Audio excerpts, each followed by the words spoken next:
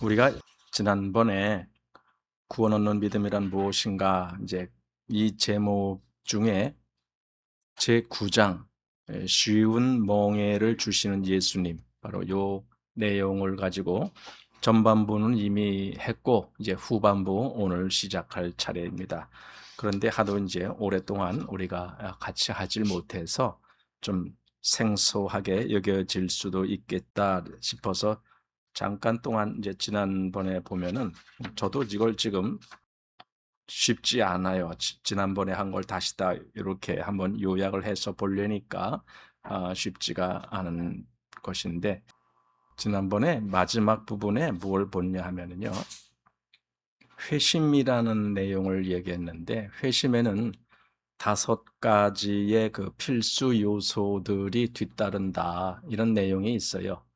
어, 근데 첫째가 뭐냐? 겸손이라는 거였어요. 여러분 기억 안 나실 거예요.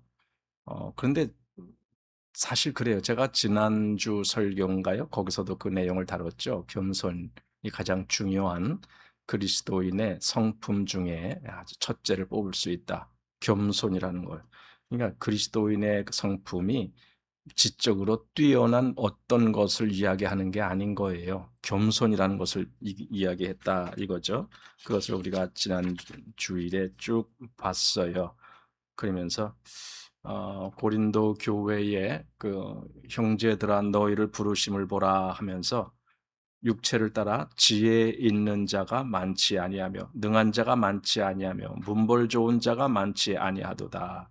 이런 말씀, 즉 교회 속에는 오히려 세상적으로 뛰어난 이들이 아니라 오히려 더 남들보다 오히려 못한 그런 사람들인데도 하나님이 그들을 부르셨다. 왜냐면은 교회는 잘난 사람을 부르는 데가 교회가 아니거든요. 오히려 자기를 이렇게 낮출 줄 아는 사람이 하나님께 합당한 사람이다라는 거예요. 그게 지난 2월 8일 날 우리가 다루었던 내용이에요. 그리고 오늘 이제 8월, 오늘이 16일이니까 거의 한 6개월하고도 조금 더 지난 날이 됐는데, 그래서 아마 잘 생각이 안 날 것 같아요. 여기 그 5가지 덕목 중에 첫째가 겸손이라면 이제 오늘 보게 되는 대목은 계시라는 겁니다. 계시는 하나님이 깨우쳐 주신다라는 거예요. 누구한테 깨우쳐 주시는가? 겸손한 자에게. 그래서 첫째가 겸손이 나왔고 둘째가 이제 계시라는 겁니다. 여기 보면은 필수적인 회심의 요소는 계시이다. 그래서 하나님이 계시를 주시지 아니하시면 아무도 하나님을 알 수 있는 자가 없는 거죠. 그게 여기 마태복음 11장 나온 말씀입니다. 내 아버지께서 모든 것을 내게 주셨으니 아버지 외에는 아들을 아는 자가 없고 아들과 또 아들의 소원대로 계시를 받는 자 외에는 아버지를 아는 자가 없느니라. 여기서 계시를 받는다니까 우리가 가서 내가 받아야지 하고 받는다 이게 아니에요. 하나님이 주시는 거예요. 누구한테 주시느냐? 그건 하나님이 원하는 자들에게 주시죠. 그래서 계시를 받게 되는 사람이 하나님을 알게 된다라는 겁니다. 여기 계시된 것은 아버지와 아들에 관한 인격적인 지식이다라고 했는데 이 말에 대해서 잘 납득하기가 좀 어려워요. 이게 무슨 얘기인지 잘 모른다는 거예요. 인격적인 관계나 또는 인격적인 지식이나 이런 것에 대해서 여기 누구와의 관계냐? 아버지와 그 아들이 나와 어떤 관계가 되느냐? 이게 인격적으로 어떤 관계를 맺었느냐라는 뜻이에요. 그냥 우리가 지식적으로 말할 때는 관계가 필요 없어요. 뭐냐면 그건 지식이니까. 실제로 그분과 나와 아무 관계가 없어도 나는 그분에 대한 지식을 가질 수가 있어요. 예를 들어 지금 우리나라 대통령이 누구다 할 때에 그 대통령과 나와는 인격적으로 아무 관계가 없어요. 생전 만나본 적도 없고 대화를 나눈 적도 없고 그래요. 그렇지만 나는 대통령이 누구라는 이름도 알고 어디 출신이라는 것도 알고 그분의 정치적인 소견이라든가 뭐 이런 것에 대해서도 알고 그분이 얼굴이 어떻게 생겼는지도 알고 웬만한 건 다 안다 말이죠. 그러니까 그렇게 아는 것이 실제로 나와 인격 관계가 맺어졌느냐? 전혀 아닌 거예요. 그러니까 우리는 하나님에 대해서 안다라는 걸 가지고 이야기하는 거, 그건 중요한 것이 아닙니다. 하나님하고의 직접적인 관계가 어떻게 형성이 되고 맺어졌느냐, 즉 내가 하나님한테 어떤 마음이 이렇게 역사되어지느냐, 또 하나님은 나에게 어떤 역사를 하셨느냐, 이런 거예요. 그런 것들이 인격적인 관계요, 인격적인 지식이다라는 거예요. 그리고 그런 지식을 받은 사람들만이 유효하게 선택을 받은 자들이다. 그런데 이 지식을 받은 게 바로 이걸 계시라고 하는 거예요. 하나님을 아는 지식. 사도는 내 주 그리스도 예수를 아는 지식이 가장 고상하다, 이렇게 이야기했죠. 그래서 조금 아까 마태복음에서 말한 그 말씀대로, 아까 11장에서 말씀 봤잖아요. 예수님의 신성을 다음과 같이 선언함으로써 시작된다. 그래서 내 아버지께서 모든 것을 내게 주셨으니, 이렇게 말할 때 아니 예수님이 누구냐? 아버지께 속한 모든 것을 다 주셨다. 그럼 아버지께 속한 것이 뭔데? 거기에 모든 능력도 있을 것이고, 거기에 모든 미래에 대한 어떤 그 예지의 능력이라든가 천지를 주관하시는 능력이라든가 이런 모든 것들을 다 아들에게 주셨다라는 거죠. 그럼 그 아들은 아버지의 모든 속성을 그대로 소유하게 되는 거죠. 능력을 그대로 소유하는 거죠. 예. 바로 이것 때문에 바리새인들이 예수님께 대해서 싫어하는 거예요. 왜냐하면 예수님이 직접 내 아버지께서 모든 것을 내게 주셨다, 즉 하나님께서 모든 것을 내게 주셨다, 이렇게 얘기를 했는데 그걸 인정할 수 없다라면, 그러니까 바리새인은 인정 못해요. 왜냐하면은 아버지가 하나님인데 하나님이 너에게 뭘 주셨다는 거냐, 이제 이렇게 되는 거죠. 그러니까 바리새인들은 예수님이 하는 말이 싫은 거예요. 그 싫은 내용이 뭐냐면 예수님은 하나님의 위치에서 말씀을 하시거든요. 하나님 모든 것을 내게 주셨다. 그럼 하나님의 위치잖아요.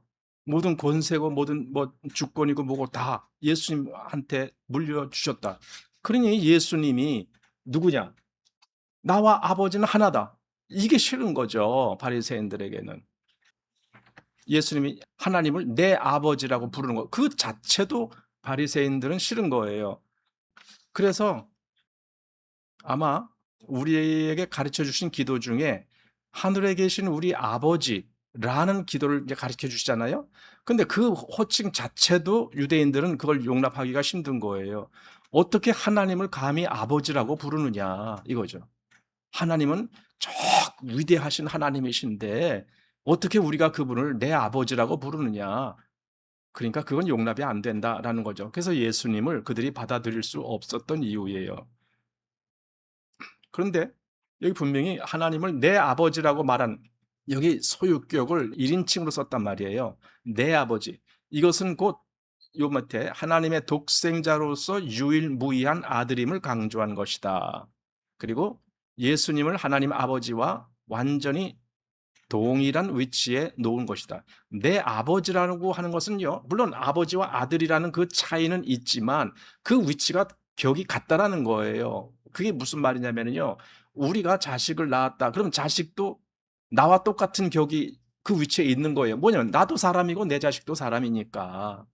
소가 송아지를 낳았다. 그럼 그 격은 똑같은 거예요. 어미소도 소고 그 송아지도 결국 소니까. 그러니까 하나님을 아버지라고 부른다라면 하나님하고의 그 위치가 똑같은 거란 의미가 되는 거예요. 그러니까 그걸 유대인들은 용납할 수가 없었다라는 거죠. 예.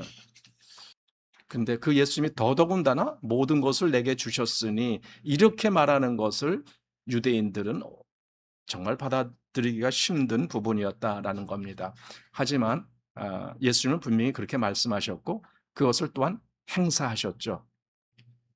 그리고 아까 말한 대로 마태복음 11장 27절에 아버지 외에는 아들을 아는 자가 없고, 이렇게 사실 우리가 하나님을 안다 또는 예수님을 안다라는 것은요, 이건 우리에게는 꿈 같은 이야기였어요. 어떻게 우리 같은 죄인이 하나님을 알고 예수님을 알 수 있을까? 그건 몰라요. 그런데 그 일이 이루어지게 만드셨다고요, 하나님이. 그게 계시라는 거예요. 우리에게 계시를 주셔서 하나님을 알게 하셨다. 그게 아까 말한 마태복음 11장 27절. 아들과 또 아들의 소원대로 계시를 받는 자 외에는 아버지를 아는 자가 없다. 이렇게 말씀한 대목이 그거거든요. 자, 그래서 여기 지금 아버지 외에는 아들을 아는 자가 없다. 이렇게도 말씀했고, 여기 나오는 겁니다. 그러면 우리는 어떻게 하나님을 알 수 있는가 했을 때에 하나님의 아들로부터, 그러니까 여기 하나님의 아들로부터 했는데 요 말이 약간 번역상에 오류라고도 할 수 있고 약간의 좀 어려움, 난제라고 할 수 있는데 아들로부터가 아니고 아들로 말미암은 계시 이렇게 해야 더 옳을 거예요. 그러니까 하나님의 아들로 말미암은 계시를 받음으로써만 가능하다. 그러니까 계시가 나에게 부어져야 돼요. 하나님은 그 역사를 하시는 거예요. 우리 같은 죄인이 하나님을 알게 하기 위해서는 하나님은 그 사람에게 하나님을 아는 계시를 주셔야 돼요. 그래야만이 하나님을 알게 돼요. 자, 그래서 계시가 필요하다. 그 다음에 이제 회개라는 것이 이제 나오는 겁니다. 지금 우리가 뭘 지금 보는 거냐면 회심이 어떻게 이루어지느냐. 그 5단계. 첫 번째 겸손이라는 것이 있어야 되고 지금 두 번째로 계시라는 것이 있어야 되고 그리고 세 번째 회개라는 것이 이건 이제 사람 편에서 이루어지는 역사입니다. 여기 지금 하나님의 주권적인 은혜가 구원에 이르는 계시를 받는 자들을 결정한다는 사실 때문에 어려움을 겪는 사람들이 있다. 그렇다면 그런 사람들은 이러한 말씀 뒤에 모든 사람을 포함하는 다음과 같은 초대가 나오는 사실을 주목하기 바란다. 무슨 초대가 나오느냐? 수고하고 무거운 짐진 자들아 다 내게로 오라 내가 너희를 쉬게 하리라. 이 말씀이 아까 그 마태복음 11장 바로 뒤에 또 나온 거거든요. 그대로. 그러니까 계시를 통해서 하나님을 안다라는 그 말 뒤에 바로 이 수고하고 무거운 짐진 자들 이 얘기가 나오는 거예요. 그런데 이제 여기 이와 같은 긴장 원래 번역이 그렇게 되어 있는데 제가 그냥 강한 초대라고 이렇게 했는데 이와 같은 강한 초대 이거는 요한복음 6장 37절에도 드러나 있다. 거기서 주님은 아버지께서 내게 주시는 자는 다 내게로 올 것이요라고 말씀하고 곧이어서 내게 오는 자는 내가 결코 내어 쫓지 아니하리라라고 하시는데 이런 내용을 보면은요 우리가 정말 구원을 얻는 회심을 한다 이런 걸 할 때에 그 모든 역사는 아버지와 아들 사이에서 다 이루어진 거예요. 실제로 내가 한 일은 없어요. 그냥 아버지와 아들 사이에서 벌어진 그 일이 나에게 영향을 주어서 내가 구원을 받고 내가 하나님을 알게 되고 이렇게 되는 것이지 내가 아버지와 아들이 의논하는데 내가 거기 같이 끼어서 제 의견은 이렇습니다. 이래 본 적도 없단 말이죠. 우리는 그저 수동적인 위치에 있는데 하나님은 은혜로 그걸 주시는 거죠.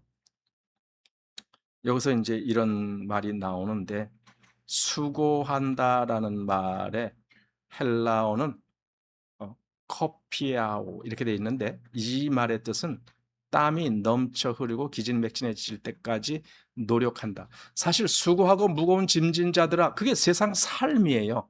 우리는 세상 삶이 뭐 즐거울 때도 있고 좋을 때도 있다고 말하지만은 실상은 세상 삶은요 수고예요. 땀 흘려야 돼요. 창세기에서 하나님이 아담에게 저주하신 내용이 있잖아요. 넌 평생 이마에 땀을 흘려야 먹고 산다. 이렇게 말씀했는데 그거예요. 그렇게 사는 거예요. 그래서 여기 인간의 노력으로 하나님을 기쁘시게 하려는 것이 얼마나 헛된 일인가를 가르쳐 주기 위함이었다. 그러니까 인간의 어떤 좋은 어떤 것 또는 선한 어떤 것 아무리 그런 것을 동원한다 할지라도 그것이 하나님 앞에 합당하게 드려질 수가 없죠. 그래서 인간은 아무것도 못하는구나.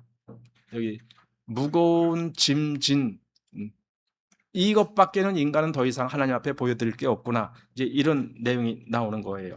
그래서 인간은요 회개라는 것이 필요해요. 회개가 뭐냐면요 자기를 포기하고 하나님 것을 취하는 거예요.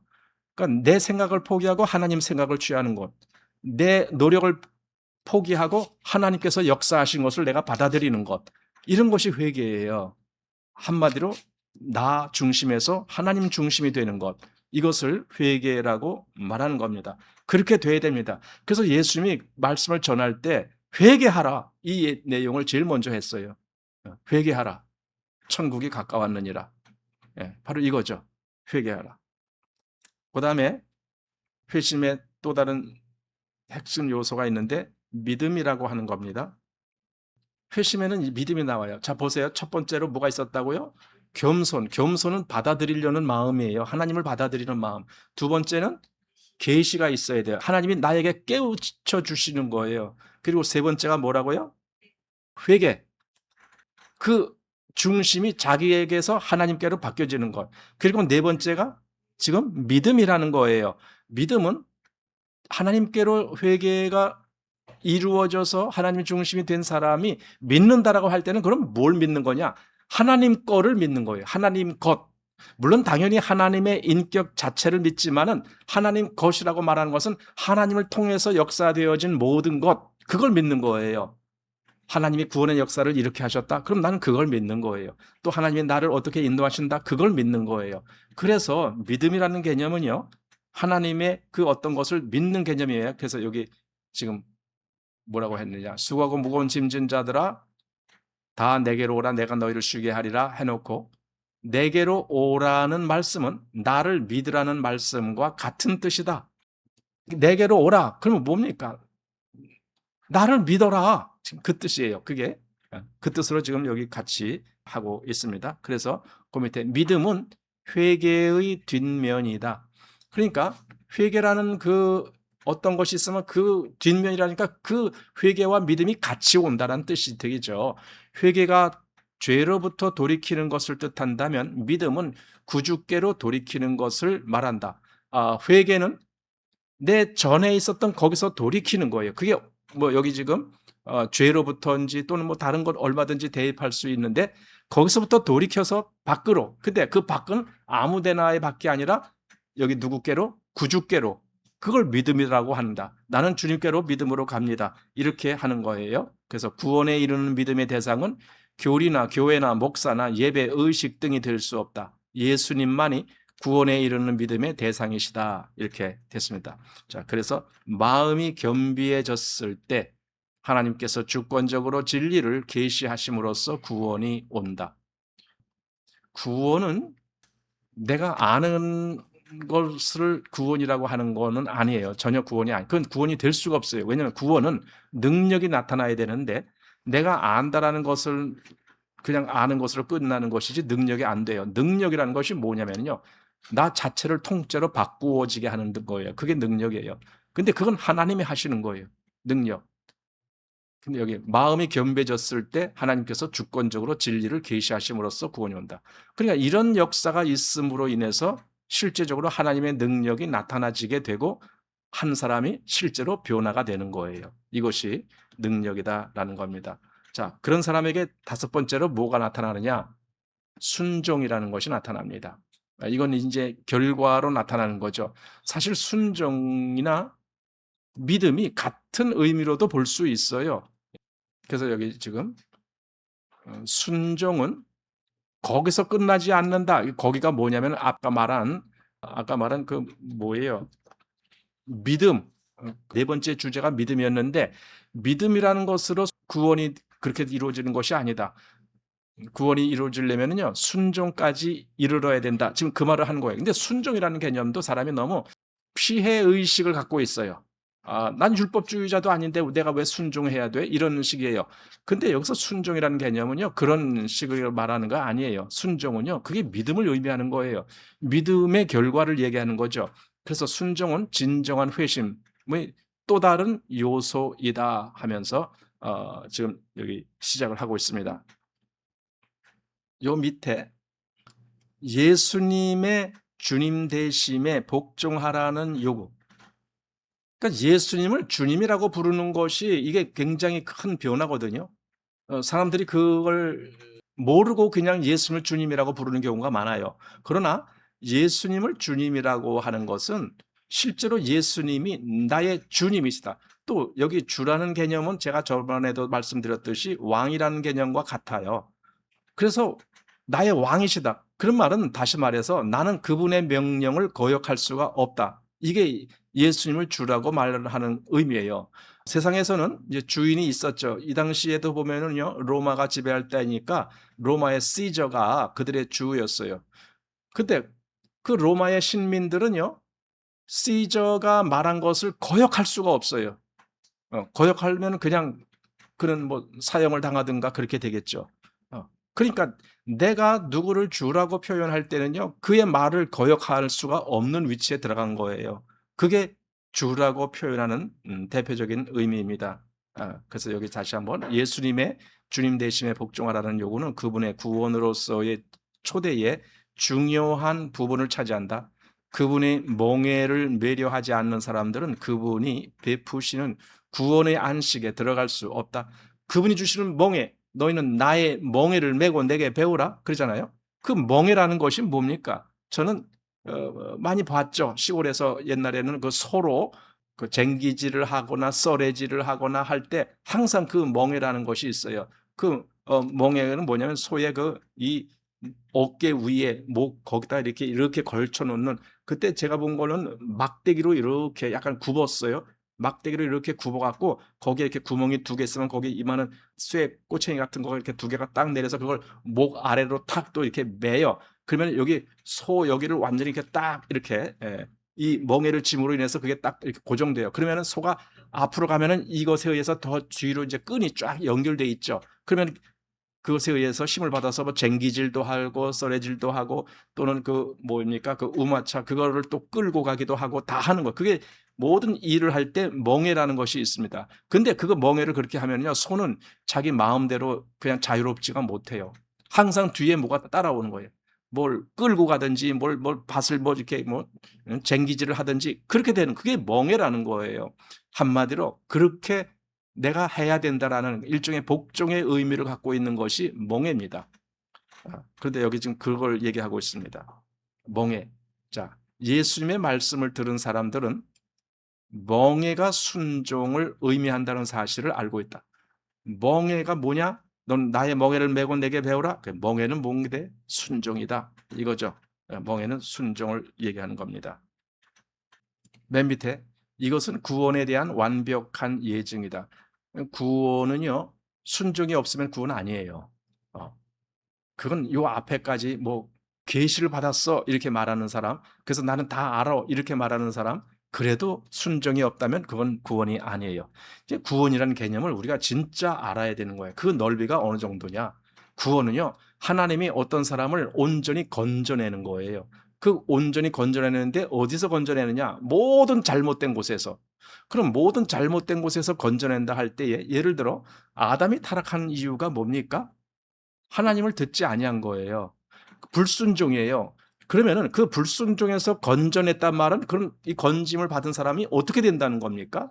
순종하는 사람이 되는 거예요. 하나님께 순종하는 사람이 된, 그래서 그걸 구원이라고 얘기하는 거예요. 근데 순종하지 아니하는 것은 뭡니까? 불복종이죠. 그게 바로 하나님 앞에 죄가 되는 것이고 그래요.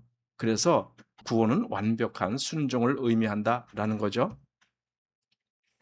자, 그래서 멍에는 또한 제자 훈련을 상징한다 이렇게 했는데, 여기 일반적으로 제자 훈련 그림하는요, 어느 교회에서나 어느 목사나 뭐 이렇게 뭐 가르쳐 갖고 거기서 배운 사람들을 제자다 이렇게 하는데, 여기서 제자 훈련 그렇게 생각하면 안 돼요. 제자는요, 예수님의 제자라는 의미예요.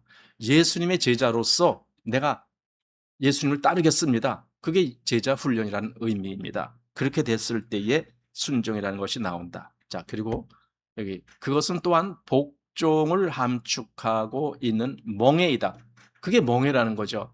내가 함부로 벗을 수가 없는, 내가 반드시 짊어져야 되는 의무와 같은 것, 그걸 멍에라고 하는 건데 그게 바로 복종을 의미하는 멍에다라는 겁니다.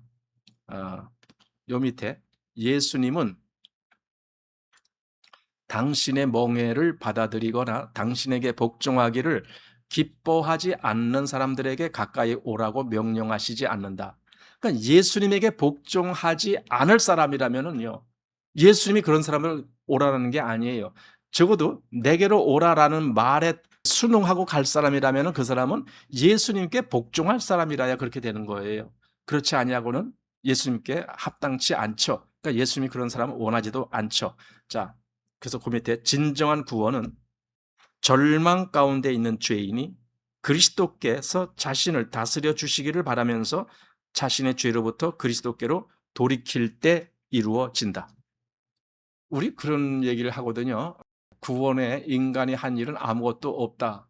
그랬는데 사실 여기 돌이킨다라는 그런 역사가 나올 때 그게 하나님의 역사인 것은 분명해요. 그렇지만은 내 마음에서도 의지적으로 나를 돌이키게 하는 거예요. 자기는 계속 가만히 있으면서 "하나님 내가 돌이키게 해 주세요. 돌이키게 해 주세요." 그런다라고 돌이켜지는 게 아니에요. 하나님은 우리에게 그 모든 결정을 할 수 있는 권한을 부여하시죠. 내가 하나님을 선택할 것인가 아니면 내가 세상을 선택할 것인가 그건 내 결정에 딸렸어요.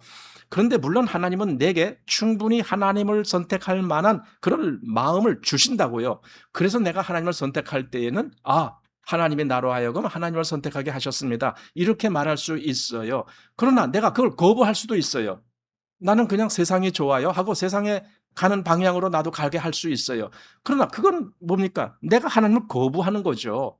믿을 만한 증거를 주셨음에도 불구하고 나는 내가 결정해서 안 믿겠습니다. 그렇게 되는 거거든요. 바로 그것이 예, 정말 세상으로 가는 사람의 전형적인 모습입니다. 자, 요 밑에 보십시오. 구원은 오직 은혜로 말미암으며 인간의 행위와는 아무 상관도 없다. 하나님의 은혜에 대한 가능한 유일한 반응은 죄인으로 하여금 옛 생활을 버리고 그리스도께로 돌이키게 만드는 상한 심령의 겸비함뿐이다. 말이 복잡하지만요. 이게 간단해요. 하나님이 말씀하실 때 예 하고 듣는 거예요. 그걸 지금 이렇게 여러 어려운 설명으로 이렇게 했는데 하나님이 말씀하시면 예, 제가 듣겠습니다. 그거죠. 우리 사무엘을 보면은 어린 사무엘이 그가 밤중에 하나님의 음성을 들었잖아요. 그때 그가 하는 말이 예, 제가 여기 있나이다. 이거예요. 그래 엘리 제사장한테 가서 예, 제가 여기 있나. 나를 부르셨기에 제가 여기 있나이다. 근데 엘리 제사장 너 안 불렀다. 몇 번을 그러다가 결국은 엘리가 그러죠. 다시 또 그런 소리가 들리면은 하나님 앞에서 예, 제가 여기 있나이다. 하나님 말씀을 듣겠습니다. 그러면 된다. 이렇게 이제 가르쳐 주죠. 그러니까 요 위에 그리스도께서 자신을 다스려 주시기를 바라면서 예, 나를 좀 다스려 주십시오. 그건 다시 말하면은요. 나의 주인이 되십시오. 그 얘기거든요. 그러면서 자신을 죄로부터 그리스도께로 돌이킬 때 바로 이것이 구원이다라는 의미입니다. 자, 그래서 그 밑에 구원은 오직 은혜로 말미암으며 인간의 행위와는 아무 상관도 없다. 하나님의 은혜에 대한 가능한 유일한 반응은 죄인으로 하여금 옛 생활을 버리고 그리스도께로 돌이키게 만드는 상한 심령의 겸비함뿐이다. 상한 심령이 뭔가를 여기서 좀 생각해 보게 됩니다. 상한 심령이라는 게 도대체 뭔가?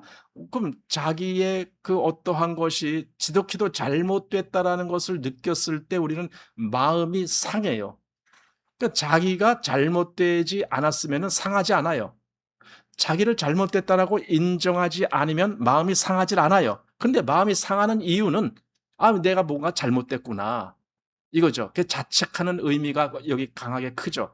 그러면은요, 상한 심령은요, 돌이킬 마음을 갖게 돼요. 물론 그러면서도 안 돌이키는 고집도 있지만 그러나 일반적으로 상한 심령을 가진 사람은 그 상하고 잘못된 곳에서부터 자신을 돌이키기를 원하고 그러기 때문에 하나님의 그 은혜의 손길을 원하게 되고 하나님이 나를 좀 여기서 건져내 주셨으면 좋겠습니다. 이런 간구를 드리게 돼요. 이게 상한 심령이 하는 행동이에요. 그러면은 보세요. 다시 한번 죄인으로 하여금 옛 생활을 버리고 그리스도께로 돌이키게 만드는 상한 심령의 겸비함뿐이다. 이것이 뭔데? 하나님의 은혜에 대한 유일한 반응이다. 이거죠. 그러니까 하나님의 은혜에 대해서 죄인이 할 수 있는 것이 바로 이거다. 이거죠. 겸비예요. 한마디로 겸비. 그 말씀에 자기를 겸비한 자세로 낮출 수 있는 것. 그것이 문제예요. 그것이 되어지지 않기 때문에 회개가 이루어지지 아니하고 그렇기 때문에 믿음이 없고 그렇기 때문에 회심이 일어나지 않는 거예요. 그러니까 구원이 없는 거죠. 그러나 마음이 이런 반응, 즉 자기를 그리스도께로 돌이키고자 하는 이 상한 마음으로서 겸비함을 갖추고 있다라면은 그 사람에게는 하나님이 그를 이끄시는 그런 참된 모습이 드러나지게 됩니다. 자, 맨 밑에 끝에 보십시오. 불복종과 반역이 줄지 않고 계속된다 했는데 불복종은 반역이에요. 제가 그 말씀을 하려고 지금 말씀드린 거예요. 불복종, 내가 하나님을 듣지 않는다? 그건 하나님께 반역하는 거예요. 그냥 불복종으로 끝나는 게 아닌 거예요. 그러니까 우리는 하나님을 듣지 아니한 것은 적극적으로 하나님을 반역하는 것과 똑같다라는 걸 알아야 돼요. 그래서 순종이라는 것이 정말 중요하다라는 겁니다. 자, 율법의 멍에, 또 인간의 노력이라는 멍에, 행위의 멍에, 그리고 죄의 멍에는 모두 무겁고 괴롭고 고통스러운 멍에들이다. 이런 수고하고 무거운 짐진 자들, 바로 그들을 주님이 부르시는 거 아닙니까? 내게로 오라라고 부르시는 거 아닙니까? 자, 그런 것들은 육신에 가해진 크고 견디기 어려운 짐들을 나타낸다. 그것들은 절망과 좌절과 근심을 가져온다. 예수님은 우리가 감당할 수 있는 멍에를 주시며 또한 그것을 질 수 있는 힘을 주신다. 그러니까 우리는 세상에서 우리가 감당하기 힘든 멍에를 메야 되는데 예수님은 그 멍에를 끌어내 놓고 예수님이 주시는 멍에를 메게 합니다. 그런데 그 멍에는 쉽고 가벼운 멍에예요. 나의 멍에는 쉽고 가볍다. 그렇게 얘기를 하는 거예요. 이게 다른 말로 하면 순종이다라는 의미가 되는 겁니다. 자, 여기 그분이 지우는 멍에는 쉽고 그분이 주시는 집은 가볍다. 왜냐하면 그분은 마음이 온유하고 겸손하시기 때문이다. 이렇게. 그래서 바리새인들이나 서기관들과는 달리 예수님은 우리를 압제하기를 원하시지 않는다. 그분은 우리가 감당할 수 없는 짐을 우리 위에 쌓기를 원치 않으시며 의롭게 되기가 얼마나 힘겨운 일인가를 보여주시려고 애쓰시지 않는다. 그분은 온유하시다. 그분은 부드러우시다. 그래서 그분은 가볍게 질 수 있는 짐을 주신다. 그분의 멍에 아래 순종하는 것은 기쁨이다. 우리가 불순종할 때만 그 멍에가 우리의 목을 조일 뿐이다. 그래서 멍에를 메고 이제 소가 그걸 끌 때 보면요, 농부가 소를 인도하는 대로 가면은 그냥 가면 되는 거예요. 그러나 이 소가 가끔 땡깡을 부리죠. 나 밥 갈기 싫어 하면서 막 그냥 이리저리 왔다 갔다 하면은요, 그 멍에가 그 소의 목에 딱 이렇게 걸쳐 있기 때문에 그 멍에로 인해서 소는 더 쪼여들게 되는 거죠. 여기 그리스도께 대한 복종의 멍에는 고통스럽지 않다. 오히려 즐겁다. 그것은 죄와 죄짐으로부터의 해방, 곧 심령의 평강을 뜻한다. 이 말씀은 예레미야 6장 16절에서 인용한 말씀이다. 예레미야 선지자는 이렇게 말했다. 너희는 길에 서서 보며 옛적 길, 곧 선한 길이 어디인지 알아보고 그리로 행하라. 너희 심령이 평강을 얻으리라 하나 그들의 대답이 우리는 그리로 행치 않겠노라 하였도다. 그러니까 예레미야를 통해서 지금 하나님의 뜻을 보여주셨는데 뭐냐면요, 옛적 길, 곧 선한 길이 어디인지 알아보고 그리로 행하라 이거예요. 그럼 이게 어려운 길이냐 이거죠. 이게 정말 가기 힘든 길이냐? 아니라는 거예요. 실제로 하나님의 사람이라면 얼마든지 갈 수 있는 길. 왜냐하면 옛적에 그 앞선 믿음의 사람들이 간 길이거든요. 그걸 그대로 따라가면 되는데 나 그 길로 가기 싫어요 라고 이제 버팅기는 거죠. 그게 이스라엘에게 있었다라는 거죠. 자, 예수님은 그와 똑같은 반응을 받으셨다. 그 후에 그분의 사역 가운데 일어난 여러 사건들은 예수님께 대한 증오가 한층 강화되었을 뿐임을 보여주고 있다.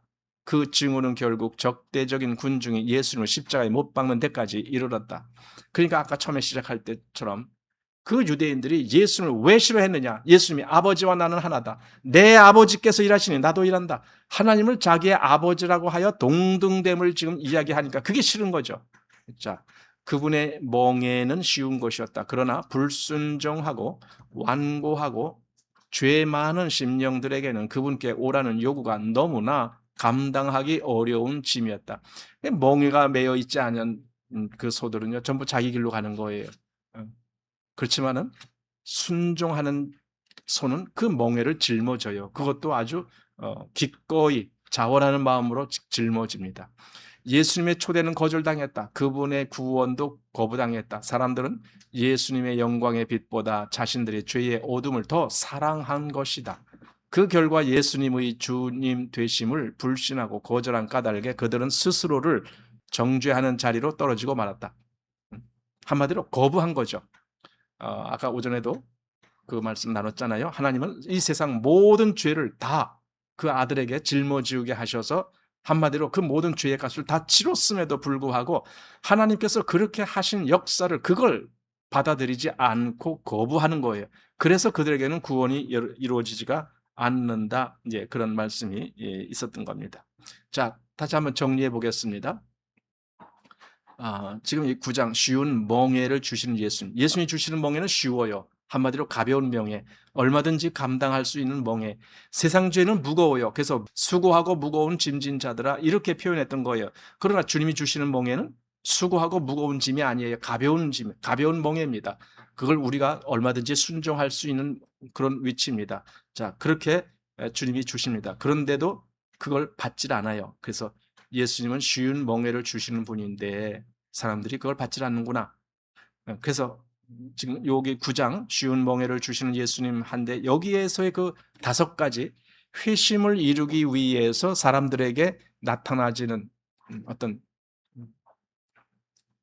증상이라고 할까요? 또는 표현되는 내용이라고 할까요? 이런 것들을 살펴보면은 첫 번째로 겸손. 예. 그래서 하나님은 겸손한 자에게 계시를 주시는 거예요. 그래서 두 번째가 계시예요. 즉 하나님을 알고 그리스도 예수를 알게 되는 이런 지혜를 얻는 것, 그걸 계시라고 얘기했던 거예요. 그다음에 그 계시를 받는 자는 회개가 일어나는 거예요. 회개, 자기가 돌이켜지고 바뀌어지는 거예요. 그래서 하나님을 취하는 거예요. 하나님의 것을 취하게 되고 이렇게 된 사람은 이제 믿음으로 나가게 돼요. 믿음은 뭐 하는가? 구주께로 돌이키게 만드는 게 믿음이에요. 그래서 그렇게 된 사람들은 그럼 어떤 삶을 사는가? 순종하는 삶을 살게 돼요. 그래서 예수님이 주님 되심을 그걸 인정을 하면서 주님께 순종하는 겁니다. 그럼 이 전체를 가지고 이게 회심이다. 그리고 이것이 구원이다. 지금 그렇게 말하는 거예요. 구원은 그 중에 하나, 둘 이렇게 몇 가지만 취해서 구원이다라고 할 수가 없어요. 그래서 구원은 결국은요. 하나님에 의해서 그 사람이 계시를 받고 그 사람의 믿음으로 말미암아 하나님께로 향하게 하는 그런 역사가 일어나면서 끝까지 가면은 뭐가 나타나느냐? 순종이 나타나는 거예요. 멍에를 매는 것. 그리스도께서 내게 허락하신 멍에를 매는 것. 바로 그것을 여기서 회심, 즉 구원이다라는 말로 그렇게 정의를 했다라는 겁니다.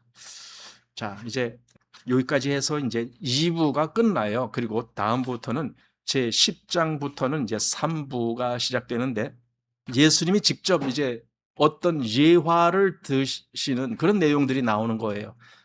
그래서 제 10장에 이제 마음밭이 나와요. 마음밭이 4가지 종류가 있잖아요. 이제 그런 것을 가지고 이제 예를 들어가면서 복음을 설명하는 내용인데 바로 이런 내용이 이제 다음부터 우리가 보게 될 개념입니다. 오늘은 이제 여기까지 해서 9장을 모두 마치겠습니다.